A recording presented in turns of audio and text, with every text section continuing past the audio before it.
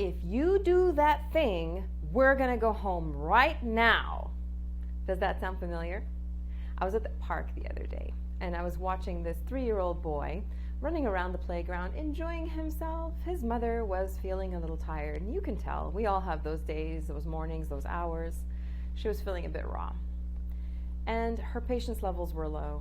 At one point, the 3-year-old did what 3-year-olds do. He ran off to explore another part of the park. Now, the problem was the mother was seated in the playground area, and as we all would, she got scared. And so when he ran off, her first reaction was, if you're running off, I guess that means we're going to go home. What do you think happened?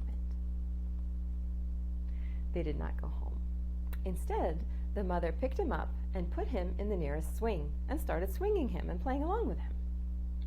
Now, I love that she didn't punish, because punishment just hurts, and those hurts will leave an impact. But here is where her words lost their value.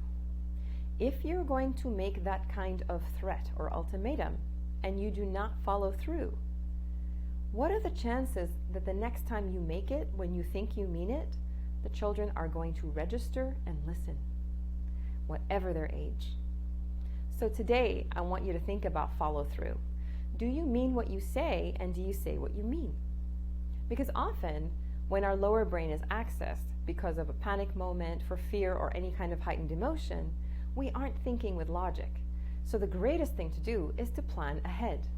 When that lady was in the car with her son coming over to the park, she could have said very simply to set expectations. Remember the M in MAID parenting.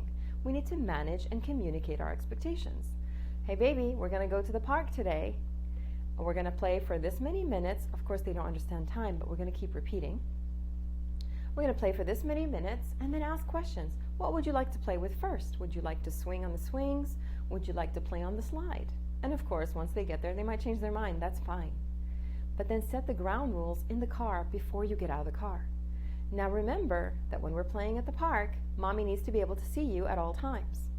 If I cannot see you because you've run too far, I guess that means we're going to have to go home. Can you repeat to me what mommy just said?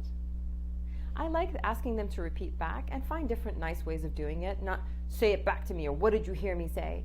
Often we'll say, okay, but that sounds like you're asking for permission. What if he says, no, it's not okay?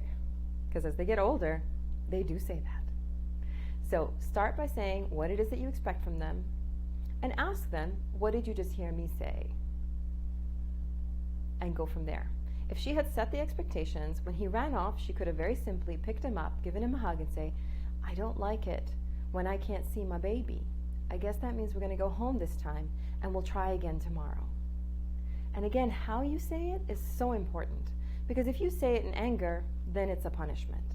But if you say it in a loving tone, what that means is that you're reinforcing the expectations that you had communicated in the car.